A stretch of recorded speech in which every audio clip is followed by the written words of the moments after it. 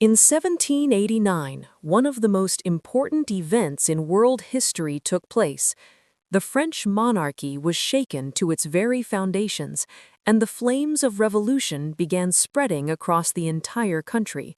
Each new step taken by the revolution weakened the monarchy and destroyed institutions that had existed for centuries. But the revolution was not only tearing down the old order, it was also presenting a new vision of the world and a completely different understanding of the state. This frightened the rulers of Europe. If these revolutionary ideas spread, other nations might follow the example of the French and rise against their own kings and emperors. The fear of such uprisings suddenly gripped the monarchs of Europe. As European states began taking positions against revolutionary France, the atmosphere across the continent darkened. It seemed that lightning would soon strike, thunder would roar, and a storm would break over Europe. The first spark came when King Louis XVI of France attempted to escape from the revolutionaries, but was captured in June 1791. European rulers were horrified. For the first time, they saw a king humiliated before a rebellious nation. If something was not done, they feared that they might share the same fate as Louis. The first powers to react were Prussia and Austria. Meanwhile, the Russian Empress had other concerns. She was focused on expanding into Polish territories while encouraging others to act against France. Kings of Sardinia, Spain, and Naples also wanted action against the revolutionaries, but their smaller states made them cautious. Britain, for the moment, preferred to observe the situation. The Ottoman Empire, on the other hand, had only recently emerged from exhausting wars with Austria and Russia, and was still recovering from its own wounds. Eventually, the King of Prussia and the Austrian Emperor gathered in Saxony and issued a declaration stating that intervention in France might be necessary. The declaration spoke of restoring the monarchy and even hinted at forming a royalist army. This angered the revolutionaries. Inside the French Legislative Assembly, support for war began to grow. As debates continued, Austria and Prussia formally became allies. When revolutionary France sent ultimatums that went unanswered, France declared war on Austria in April 1792. Soon afterward, Prussia joined the war on Austria's side, and the French Revolutionary Wars had begun. However, France entered the war in terrible condition. There was no proper standing army. After the revolution, many aristocratic officers had either fled or been expelled from the military. This created a severe shortage of experienced commanders. The newly formed National Guard units were undisciplined, poorly organized, and inexperienced. The government lacked money, equipment, and the ability to properly supply soldiers. Meanwhile, the Allied armies advanced. The coalition army was led by the Prussian Duke of Brunswick. After crossing the French border and defeating several units, he began marching toward Paris. But the advance soon slowed. The coalition's goal was not to conquer France outright, but to intimidate the revolutionaries and force them to back down. Austria was also struggling. It had only recently finished a difficult war with the Ottoman Empire and was still recovering from its own wounds. Instead of advancing further, the Duke of Brunswick issued a proclamation on July 28, 1792, demanding that the people of Paris obey their king. This turned out to be a catastrophic mistake. The proclamation enraged the revolutionaries and awakened a powerful wave of French nationalism and patriotism. The revolutionary leader Georges Danton called upon all citizens to join the army. A massive mobilization began. For the first time in history, something new appeared on the battlefield: the idea of the citizen soldier. Young and old alike rushed to defend the revolution. This new spirit would become France's greatest weapon against the armies of Europe. Soon after, on September 20, 1792, French forces stopped the coalition advance at the Battle of Valmy. It was France's first major victory. Encouraged by this success, the French Assembly abolished the monarchy and proclaimed the French Republic. The army was now given a new mission: to spread the ideas of the revolution across Europe. From this moment forward, the conflict would only intensify. After declaring the Republic, France did not remain on the defensive for long. The revolutionary government believed that the ideas born in 1789 should spread beyond France's borders. Soon, French armies began advancing across Europe. In November 1792, French forces defeated the Austrians at the Battle of Jemappes and captured what is now Belgium. Another French army crossed the Rhine and occupied the city of Mainz, establishing control along the western bank of the river. In the southeast, French forces seized Nice and the county of Savoy. Across the battlefields, soldiers marched forward shouting a new cry: "Vive la nation! Long live the nation!" However, the revolution soon crossed a line that shocked the entire world. In January 1793, King Louis XVI was executed by guillotine. The execution of a king horrified Europe's monarchies. What had begun as a political upheaval in France now looked like a direct threat to every royal throne on the continent. The reaction was immediate. Britain, alarmed by the radical turn of events, prepared to intervene. Anticipating this, France declared war on Britain and the Dutch Republic early in 1793. Soon, more states joined the war against France: Spain, Naples, Tuscany, Venice, the Papal States. What had started as a tax crisis only 4 years earlier had now become a continent-wide war. This new alliance became known as the First Coalition. At first, the situation for France grew worse. French armies began suffering defeats. They were driven out of Belgium, and revolutionary forces retreated from the Rhine. Coalition armies invaded France from multiple directions, through the Alps, the Pyrenees, and Alsace-Lorraine. Inside the government, the ruling Girondins struggled to manage the war. The army was plagued by disobedience, inexperienced generals, and incompetent ministers. At one point, even the Minister of War, General Dumouriez, defected to the Austrians. The situation for France seemed to be collapsing. And the crisis was not limited to the battlefield. In France itself, civil war erupted. Royalists and moderate Republicans launched uprisings in several regions. Cities such as Lyon, Bordeaux, Marseille, Montpellier, and especially the Vendée region rose in rebellion against the revolutionary government. France was now fighting both foreign enemies and internal revolts. It was during this moment of chaos that a radical political faction seized power: the Jacobins. Led by figures such as Maximilien Robespierre and Jean-Paul Marat, the Jacobins believed that only extreme measures could save the revolution. They suspended the constitution and established revolutionary tribunals. Civil liberties were set aside, and anyone suspected of opposing the revolution could be arrested. Soon, France entered a period known as the Reign of Terror. Thousands were executed by guillotine. Political enemies, suspected traitors, and even former revolutionaries were put to death. The government believed that terror was necessary to defend the Republic. At the same time, the revolution introduced new forms of warfare. France carried out mass conscription, calling citizens across the country to arms. This created enormous armies fueled by revolutionary enthusiasm.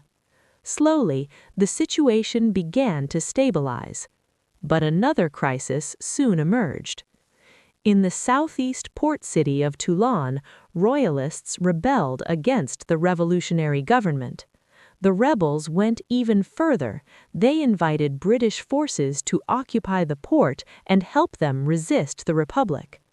The British fleet, led by Admiral Lord Hood, entered the harbor and seized control of the city. For the revolutionaries, this was a disaster. Toulon was one of France's most important naval bases.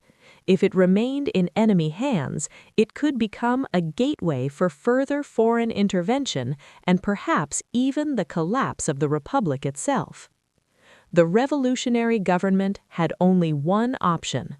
Toulon had to be retaken. French forces surrounded the city and began a siege. But at first, the operation was poorly organized.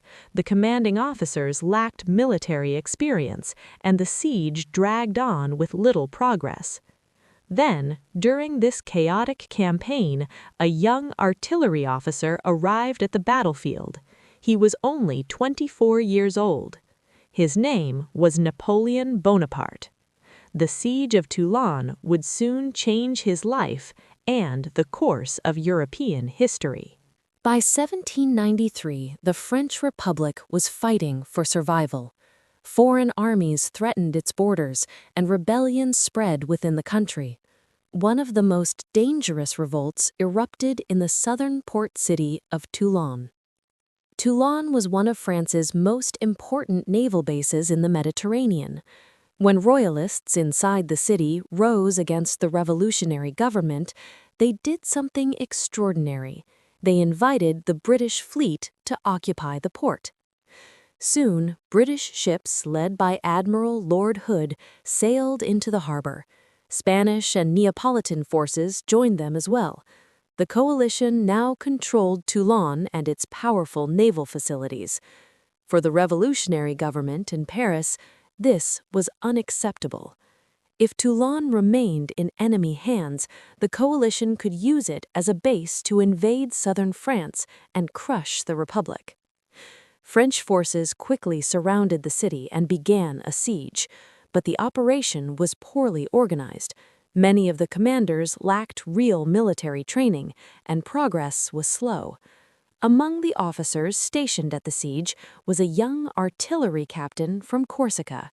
His name was Napoleon Bonaparte. Napoleon quickly noticed the mistakes being made by the commanders. He studied the battlefield carefully and realized that the key to victory was not directly attacking the city itself. Instead, the real objective was the harbor.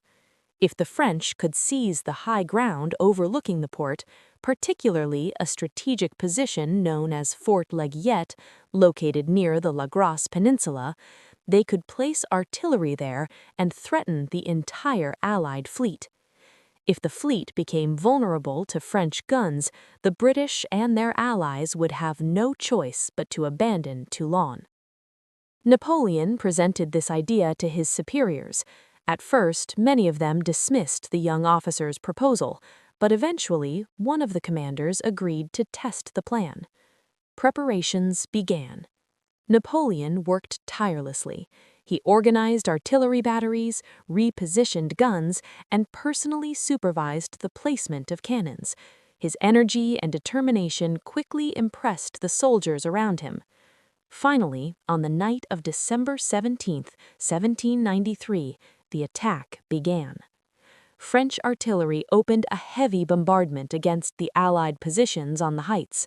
Under cover of darkness and gunfire, French infantry advanced toward the forts. The fighting was brutal. Soldiers clashed in close combat as they struggled for control of the hilltop positions. During the assault, Napoleon himself was wounded in the thigh, and his horse was shot beneath him. But the attack succeeded. French forces captured the key fortifications and quickly placed artillery overlooking the harbor. Suddenly, the entire Allied fleet was exposed. Admiral Hood realized the situation immediately. If the French guns began firing, his ships could be destroyed in the harbor. There was no choice. the coalition forces began evacuating the city. On December 18th, British ships departed Toulon, carrying thousands of refugees and royalist supporters with them. French artillery fired on the retreating fleet as it sailed away. The siege was over. Toulon had fallen. For the revolutionary government, it was a crucial victory. But the biggest winner of the battle was the young artillery officer who had planned it, Napoleon Bonaparte. His role in the victory was recognized immediately. At just 24 years old, Napoleon was promoted to brigadier general. Almost overnight, he became known as the hero of Toulon. However, his rise was not without danger. Napoleon had close connections to the radical Jacobins, particularly to Augustin Robespierre, the brother of Maximilien Robespierre.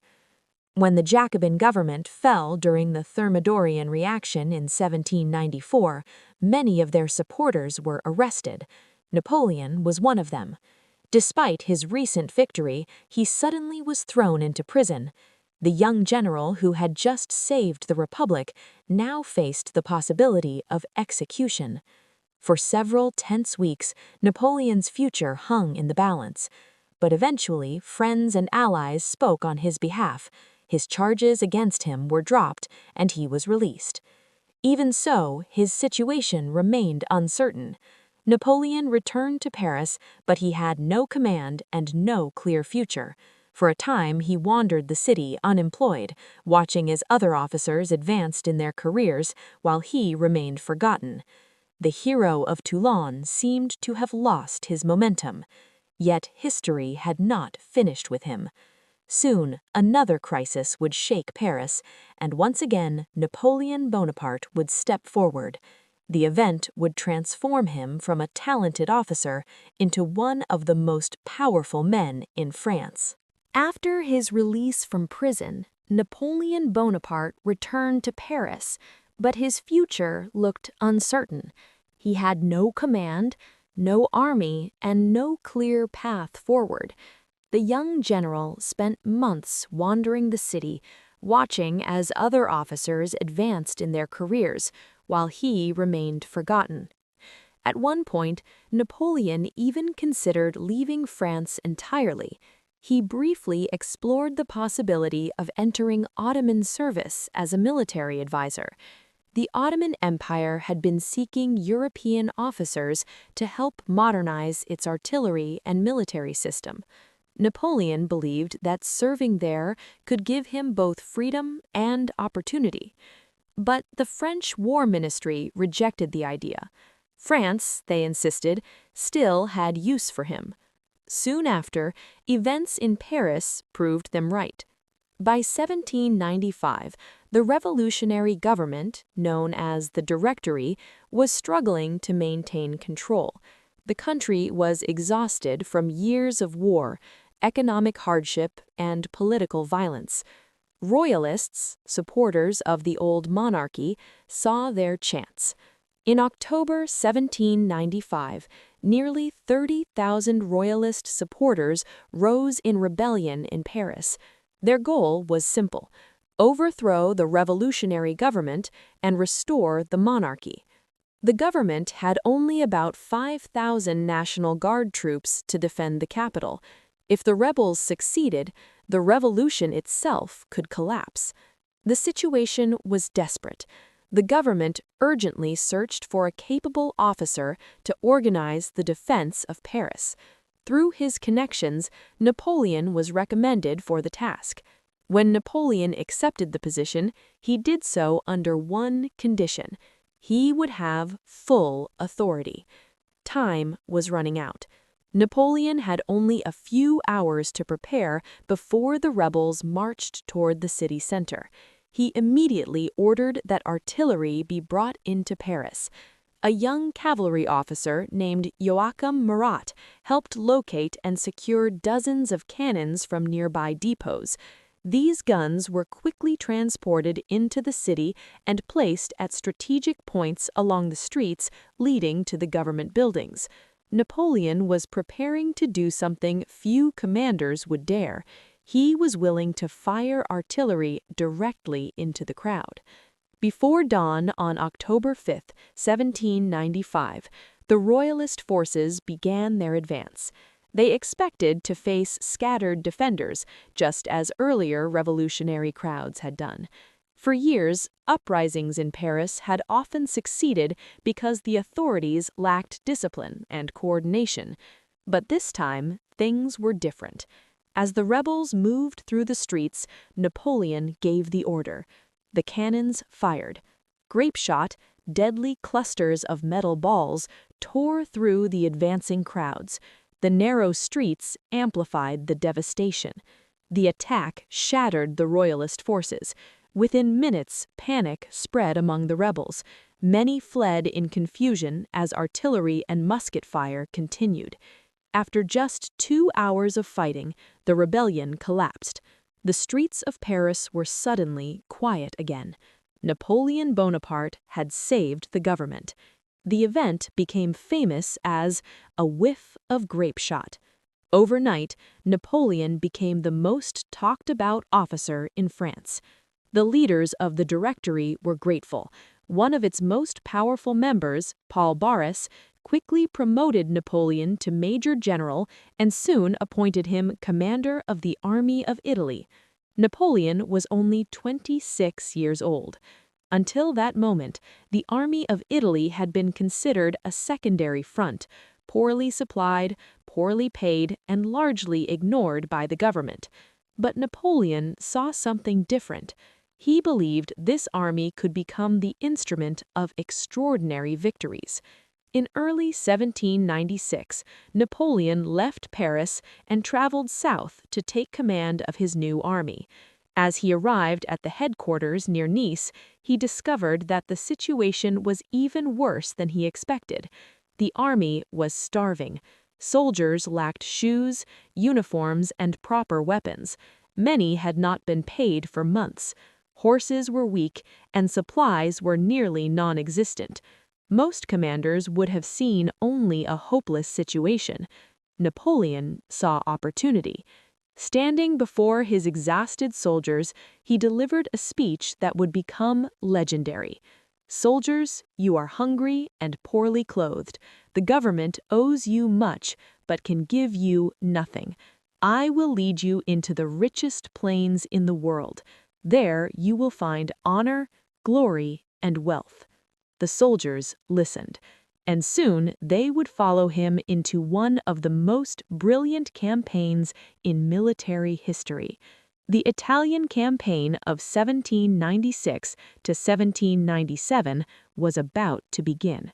It would transform Napoleon Bonaparte from a promising young general into one of the greatest military commanders Europe had ever seen. When Napoleon Bonaparte arrived to take command of the Army of Italy in 1796, he inherited a force that was barely functioning. The soldiers were exhausted, hungry, and poorly equipped. Many lacked proper uniforms, and some did not even have shoes. Pay had not been delivered for months, and discipline was weak. The army itself was scattered across northern Italy in small groups, making coordination difficult. Meanwhile, the enemy was strong. Two powerful armies stood in Napoleon's path. The Austrian army, representing one of Europe's most powerful empires. The Kingdom of Sardinia-Piedmont, an ally of Austria. Together, they outnumbered Napoleon's forces and held strong defensive positions in the Alps. But Napoleon quickly identified their weakness. The two enemy armies were separated and did not fully trust one another. If he moved quickly enough, he could defeat them one at a time before they could unite. Napoleon prepared his army for a rapid campaign. On April 11, 1796, he launched his first offensive. His plan was simple but brilliant: strike directly between the Austrian and Sardinian armies, break their connection, and force them apart. The first major clash occurred at the Battle of Montenotte. French forces attacked the Austrian troops under General Argenteau, pushing them back and creating the gap Napoleon needed. This victory allowed French troops to move deeper into the mountain passes. Soon after, Napoleon continued his offensive. French forces captured key positions in the Alps, including important mountain routes that opened the way into northern Italy. The Sardinian army began to collapse under the pressure. Napoleon moved quickly, launching attack after attack before the enemy could reorganize. On April 21, 1796, French forces defeated the Sardinians at the Battle of Mondovi. After this defeat, the Kingdom of Sardinia realized it could no longer continue the war alone. Just 2 days later, Sardinia requested peace. Napoleon had eliminated one of his enemies in less than 2 weeks. Now only the Austrian army remained. With Sardinia out of the war, Napoleon marched east into the rich plains of northern Italy. For the first time in months, French soldiers found food, supplies, and wealth. The army's morale soared. Napoleon continued his advance toward the Austrian forces retreating across the Po River. To pursue them, he needed to cross the river quickly. The Austrians expected him to attempt a crossing at a well-defended point. Instead, Napoleon tricked them by launching a feint attack, drawing their attention away while secretly moving his main forces to another crossing point near Piacenza. The maneuver worked perfectly. French troops crossed the river and forced the Austrians to retreat again. Soon afterward, Napoleon chased the Austrian army toward the town of Lodi. On May 10, 1796, French troops arrived at the bridge of Lodi, where about 10,000 Austrian soldiers waited to block their path. The bridge stretched across the Adda River, about 200 meters long and heavily defended with artillery. At first, French troops hesitated. Crossing the bridge meant running directly into enemy cannon fire. Napoleon personally moved forward to rally his soldiers. Under intense artillery bombardment, French troops charged across the bridge. The fighting was chaotic and deadly. Many soldiers fell under the Austrian guns, but eventually the French overwhelmed the defenders. The Battle of Lodi ended in victory. Although the Austrian army escaped, the psychological impact of the battle was enormous. Napoleon's soldiers began to believe they were unstoppable under his command. Napoleon himself later said that it was at Lodi he first realized he was destined for greatness. After Lodi, French forces marched triumphantly into Milan, one of the most important cities in northern Italy. Napoleon's campaign had already changed the balance of power in Europe, but the war was far from over. Austria was determined to defend its last stronghold in the region, the powerful fortress city of Mantua. To save Mantua, the Austrian Empire would send army after army against Napoleon, and soon the Italian campaign would enter its most dramatic phase. After capturing Milan, Napoleon's campaign in northern Italy continued, but the war was far from finished. The Austrian Empire still controlled one of the strongest fortresses in the region, Mantua. Mantua was surrounded by marshes and defensive walls, making it extremely difficult to capture. Napoleon understood that as long as this fortress remained in Austrian hands, his control over northern Italy would never be secure. So he began a siege of Mantua in May 1796. But Austria had no intention of losing such a vital position. The emperor ordered new armies to march south and break the siege. Over the next year, 4 different Austrian armies would attempt to rescue Mantua. Each time, Napoleon would defeat them. The first Austrian attempt. The First Relief Army was led by General Dagobert von Wurmser, who marched south with nearly 50,000 soldiers. To reach Mantua faster, Wurmser divided his army into multiple columns moving along different routes around Lake Garda. This decision created an opportunity for Napoleon. Instead of defending every direction, Napoleon concentrated his forces and struck one Austrian column at a time. In August 1796, Napoleon attacked Austrian forces near Castiglione. The battle was intense, but Napoleon's aggressive maneuvers forced Wurmser's army to retreat north toward the Alps. Mantua remained surrounded. The second Austrian attempt. Austria quickly organized another attempt to break Mantua's siege. Wurmser returned with new troops and advanced toward Mantua once again. But Napoleon moved with incredible speed, intercepting the Austrians before they could unite their forces. A series of battles followed. Eventually, Wurmser himself was forced to retreat into Mantua, where he became trapped in the very fortress he had tried to save. Now, the city contained tens of thousands of Austrian soldiers, but they were surrounded and slowly running out of food. The third Austrian attempt, the Battle of Arcole. Austria refused to accept defeat and sent yet another army under General Alvinci to relieve Mantua. Napoleon's forces were exhausted after months of fighting, and the Austrians had superior numbers. The two armies finally clashed near the village of Arcole in November 1796. The battlefield was difficult terrain filled with marshes and narrow bridges. For 3 days, both sides fought fiercely. At one dramatic moment, Napoleon personally grabbed a French flag and ran toward a bridge to inspire his soldiers to attack. Although the fighting was brutal and chaotic, Napoleon eventually forced the Austrian army to retreat. Mantua remained under siege. The fourth and final attempt, the Battle of Rivoli. Austria made one final effort to save Mantua. In January 1797, another army marched south under General Alvinci. Their plan was to overwhelm Napoleon's forces and finally break the siege. The two armies met near the town of Rivoli, north of Mantua. Napoleon quickly studied the battlefield and realized that the Austrians were attacking through narrow mountain passes.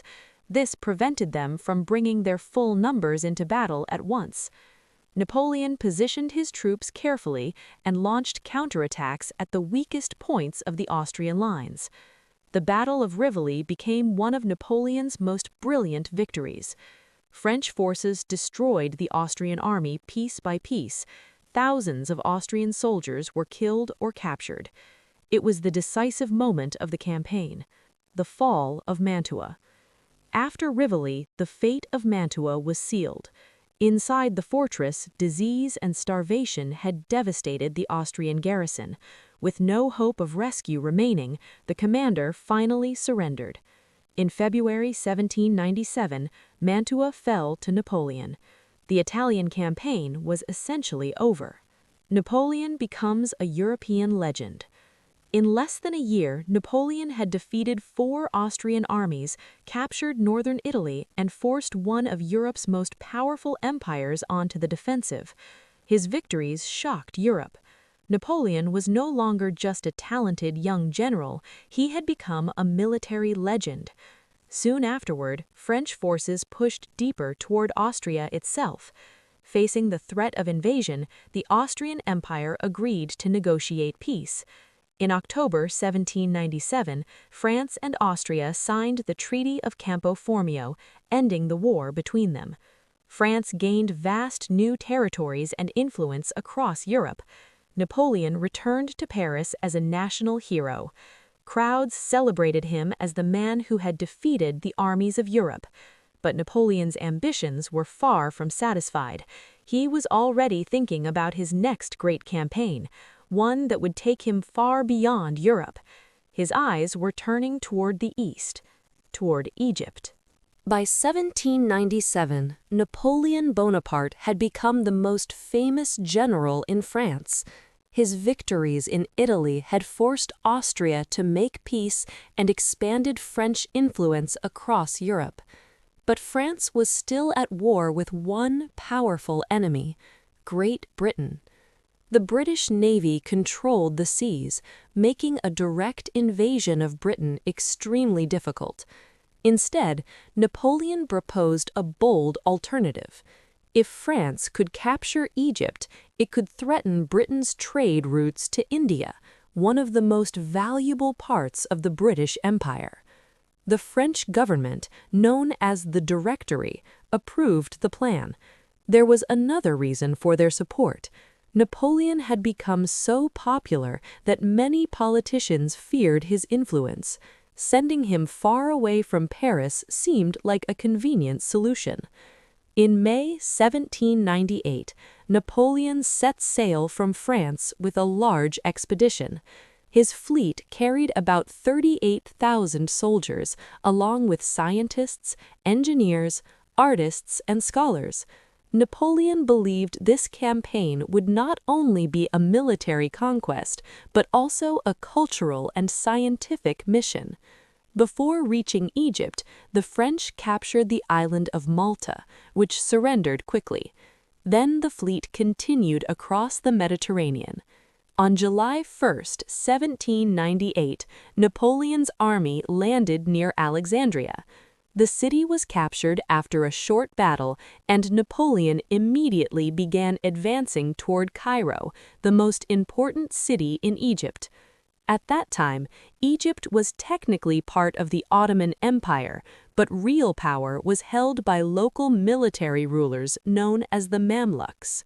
The Mamluk armies were famous for their powerful cavalry, but they relied on traditional fighting methods. Napoleon's army, on the other hand, used modern tactics. Soon, the two forces would clash. The Battle of the Pyramids. In July 1798, Napoleon's army approached Cairo. Near the village of Mbabe, close to the famous pyramids of Giza, the French encountered the Mamluk army, led by Murat Bey. The Mamluks relied on fast cavalry charges, expecting to overwhelm the French. Napoleon responded with a new formation. French soldiers formed large defensive squares, with infantry standing on all sides and artillery positioned at the corners. This formation allowed them to fire in every direction while protecting themselves from cavalry attacks. As the battle began, waves of Mamluk horsemen charged the French lines, but the squares held firm. French muskets and cannons fired continuously, cutting down the attackers. The Mamluk cavalry, despite their bravery, could not break through the disciplined formations. Soon, the Mamluk army collapsed and retreated toward Cairo. The battle became known as the Battle of the Pyramids. After the victory, Napoleon famously told his soldiers, "From the heights of these pyramids, 40 centuries look down upon you." Cairo soon fell into French hands. Napoleon had conquered Egypt's most important city, but his success would not last long. Disaster at sea. While Napoleon was securing Egypt on land, the British Navy was searching for his fleet. The British fleet was commanded by one of history's greatest naval commanders, Admiral Horatio Nelson. In August 1798, Nelson finally located the French fleet anchored in Abu Qir Bay near the Nile Delta. The French ships were anchored in a defensive line, but they believed the shallow waters would protect them. Nelson saw an opportunity. He ordered his ships to attack from both sides, trapping the French fleet between two lines of British warships. The battle lasted through the night. British cannons devastated the French ships one by one. At one point, the massive French flagship L'Orient exploded in a gigantic blast that lit the entire bay. By morning, the French fleet had been almost completely destroyed. The battle became known as the Battle of the Nile. For Napoleon, it was a catastrophe. His army was now stranded in Egypt, cut off from France with no reliable way to receive reinforcements or supplies. Napoleon in Egypt. Despite the naval disaster, Napoleon tried to strengthen his control over Egypt. He attempted to gain the support of the local population, claiming that he respected Islam and the authority of the Ottoman Sultan. He even allowed religious ceremonies and tried to portray himself as a protector of Egyptian society. But many Egyptians remained suspicious of the French occupation. Revolts broke out in Cairo and other cities, and Napoleon was forced to suppress them harshly. Meanwhile, a new threat was approaching. The Ottoman Empire, now allied with Britain and Russia, was preparing to send armies to drive the French out of Egypt. Napoleon decided that the best defense was a bold offensive. Instead of waiting for the Ottomans to invade Egypt, he would march north into Syria and defeat them before they could organize their forces. In 1799, Napoleon led his army across the desert into the eastern Mediterranean. The next stage of his campaign would lead to brutal battles, disease, and one of the greatest setbacks of his career. The French army was about to face a fortress city that Napoleon could not easily conquer: Acre. After conquering Egypt, Napoleon Bonaparte knew his position was fragile. His fleet had been destroyed at the Battle of the Nile, and the Ottoman Empire was preparing to launch a major counterattack. If the Ottomans invaded Egypt from the north, the French army could be tracked. Napoleon decided to strike first. In early 1799, he led about 13,000 soldiers north from Egypt into Syria, hoping to defeat the Ottoman forces before they could organize a full invasion. The campaign began successfully. Napoleon captured several cities along the Mediterranean coast. The fortress of El Arish fell after a short siege. Soon afterward, French forces advanced to Gaza. Then they reached the city of Jaffa. After intense fighting, Jaffa surrendered to the French, but what followed became one of the most controversial events of Napoleon's career. Thousands of Ottoman prisoners were captured during the battle. Napoleon feared that if they were released, they might rejoin the Ottoman army and fight again. So he made a brutal decision. He ordered the execution of the prisoners. The mass killing shocked even some of Napoleon's own officers and later became one of the darkest moments associated with his name. After Jaffa, Napoleon continued north. His next target was the powerful coastal fortress of Acre. The Fortress of Acre. Acre was one of the strongest fortifications in the eastern Mediterranean. It was defended by Cesar Pasha, an experienced Ottoman governor known for his harsh rule and strong leadership. But Acre also had another advantage. The city was supported by the British Navy. A British fleet under Admiral Sir Sidney Smith arrived to assist the defenders. British sailors helped reinforce the city's defenses and even captured some of the French siege artillery that had been sent by sea. This would become a major problem for Napoleon. Without heavy artillery, it would be extremely difficult to breach Acre's walls. Nevertheless, the French army began the siege of Acre in March 1799. Napoleon expected a quick victory. Instead, he encountered stubborn resistance. The long siege. French forces launched repeated assaults against the city's defenses. Each time they were pushed back. The defenders repaired their walls quickly, and British naval guns supported the Ottoman troops from the sea. The fighting became intense and exhausting. At the same time, another disaster struck the French army. A deadly outbreak of plague spread through the soldiers' camps. Many men became sick, and fear began spreading among the troops.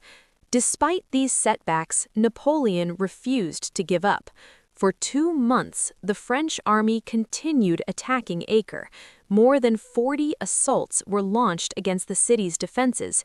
Each attack failed. Napoleon realized that without heavy siege artillery, the fortress could not be taken.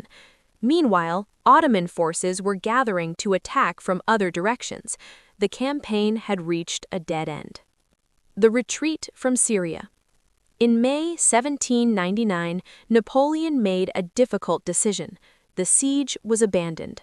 The French army began retreating back toward Egypt. The march across the desert was harsh and exhausting, especially for the wounded and the sick. Many soldiers suffering from plague had to be left behind. Napoleon returned to Cairo, where he managed to stabilize French control over Egypt for the moment. But the larger situation had changed. In Europe, new wars had broken out. A new alliance of European powers, known as the Second Coalition, had formed against France. Austria, Russia, Britain, and several other states were once again fighting French forces across the continent. Napoleon realized that events in Europe might offer him a new opportunity. Napoleon leaves Egypt. In August 1799, Napoleon made a controversial decision. Without informing most of his army, he secretly boarded a small group of ships and sailed back to France. He left his soldiers behind in Egypt under the command of Jean-Baptiste Kléber. For the French soldiers remaining in Egypt, it felt like abandonment. But Napoleon believed that France needed him more than the Egyptian expedition did. His gamble worked. When Napoleon returned to France, he discovered that the government was weak and unpopular. Military defeats and political chaos had shaken the country. Many people believed France needed a strong leader. Napoleon saw his chance. Only a few months after returning from Egypt, he would take a step that changed the course of French history. In November 1799, Napoleon Bonaparte seized power in a coup d'état. The young general, who had risen from the Siege of Toulon, was about to become the ruler of France. When Napoleon Bonaparte returned to France in October 1799, the country was in crisis. The revolutionary government, known as the Directory, had become weak and deeply unpopular. Years of war, political instability, and economic hardship had exhausted the French people. At the same time, France's armies were struggling against a new alliance of European powers known as the Second Coalition. Many politicians believed that the government was collapsing. Napoleon arrived in Paris at exactly the right moment. To the public, he was still the hero of Italy and the conqueror of Egypt. Crowds welcomed him as a national savior. Behind the scenes, powerful political figures were already planning to overthrow the Directory. One of them was Emmanuel Joseph Sieyès, an influential politician who believed France needed a stronger and more stable government. But Sieyès needed a general with popularity and military support. He chose Napoleon Bonaparte. Napoleon agreed to join the conspiracy, though each man believed he would ultimately control the new government. The coup was carefully planned. November 9, 1799, the first move. On November 9, 1799, known in the revolutionary calendar as 18 Brumaire, the plan was set in motion. The French legislative councils were moved from Paris to the nearby palace of St. Cloud, supposedly for their safety. Meanwhile, Napoleon was appointed commander of the troops protecting the government. This gave him control of the military forces in the capital. As events unfolded, several members of the Directory were pressured or forced to resign. The government was beginning to collapse. But the situation soon became chaotic. The crisis at St. Cloud. The following day, Napoleon entered the assembly halls at St. Cloud to persuade the legislators to support the new political order. Instead, he was met with fierce opposition. Many deputies accused him of attempting to establish a dictatorship. Some shouted that he was betraying the revolution.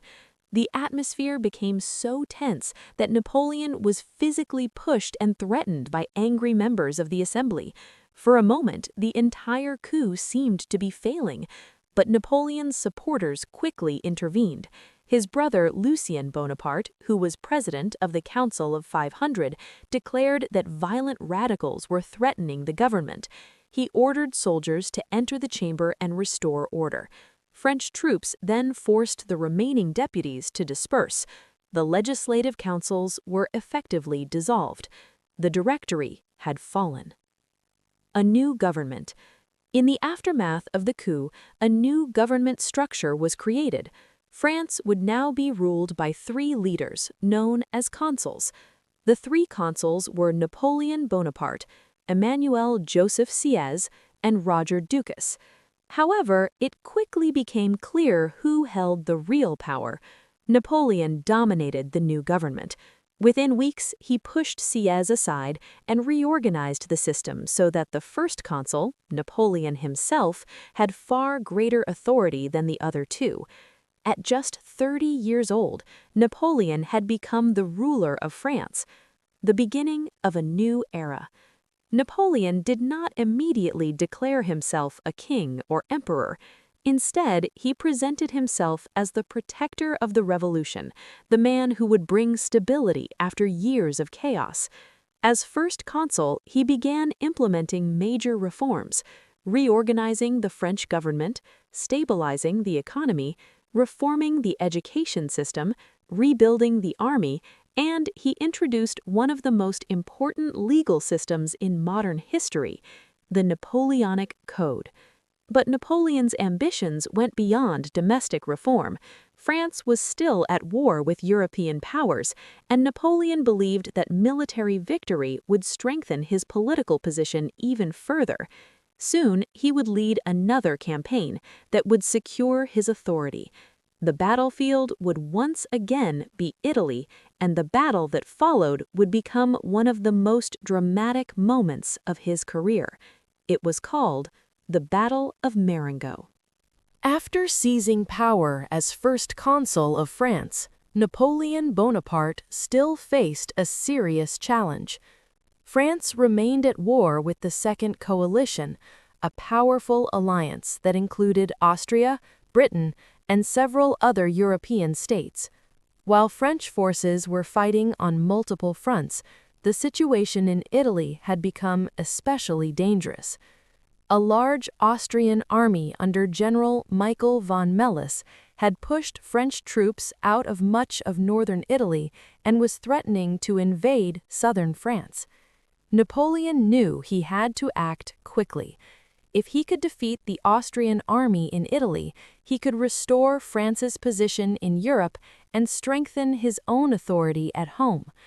But Napoleon planned something bold, something few commanders would have attempted. Instead of attacking directly, he would lead an army across the Alps and appear behind the Austrian forces. The crossing of the Alps. In the spring of 1800, Napoleon assembled a new force known as the Reserve Army. Around 40,000 soldiers gathered near the Swiss border, preparing for one of the most daring maneuvers of the campaign. The route they would take was extremely difficult. Napoleon chose the Great St. Bernard Pass, a high mountain route covered with snow and ice. Moving an army through such terrain was a massive logistical challenge. Soldiers had to pull cannons on wooden sleds. Horses struggled to climb the narrow mountain paths. Supplies were limited, and the weather was harsh. Yet the French army pushed forward. In May 1800, Napoleon and his troops successfully crossed the Alps and descended into northern Italy. The maneuver surprised the Austrians. Napoleon was now positioned behind their lines, threatening their supply routes and communications. The road to Marengo. Napoleon's goal was to trap the Austrian army before it could retreat towards Austria, but the situation was complicated. The Austrians were concentrated around the fortified city of Alexandria, while Napoleon's forces were still spreading out across the region. On June 14, 1800, the two armies finally met near the small village of Marengo. Napoleon had about 28,000 soldiers available for the battle. The Austrian army was slightly larger, with around 31,000 troops. Early in the morning, the Austrians launched a powerful attack. Napoleon nearly defeated. At first, the battle went badly for the French. Austrian forces crossed the Bormida River and pushed French troops back across the fields near Marengo. The fighting was intense, and French lines began collapsing under the pressure. By the afternoon, the Austrians had captured the village of Marengo and forced the French army to retreat. It seemed as if Napoleon had lost the battle. The Austrian commander, General Melas, believed victory was certain. Exhausted from the fighting, he left the battlefield and handed command to one of his subordinates. But the battle was not over. The arrival of reinforcements. Napoleon had been waiting for reinforcements. A French division under General Louis Dessau had been marching towards the battlefield. Late in the afternoon, Dessau and his troops finally arrived. Napoleon immediately launched a counterattack. French artillery opened fire, and Dessau led his soldiers forward into the advancing Austrian columns. During the attack, Dessau was killed, but his charge stopped the Austrian advance. At the same moment, French cavalry under General François-Étienne Kellerman launched a devastating charge against the Austrian flank. The Austrian lines collapsed. What had seemed like a French defeat suddenly turned into a stunning victory. By evening, the Austrian army was retreating. The Battle of Marengo became one of the most famous victories of Napoleon's career. In a single day, the situation in Italy had been completely reversed. Soon afterward, Austria agreed to negotiate. In 1801, the Treaty of Luneville confirmed France's dominance in northern Italy and forced Austria to accept French influence across much of Europe. For Napoleon, the victory had enormous political importance. Marengo strengthened his reputation as France's greatest military leader and secured his position as first consul. But Napoleon's ambitions continued to grow.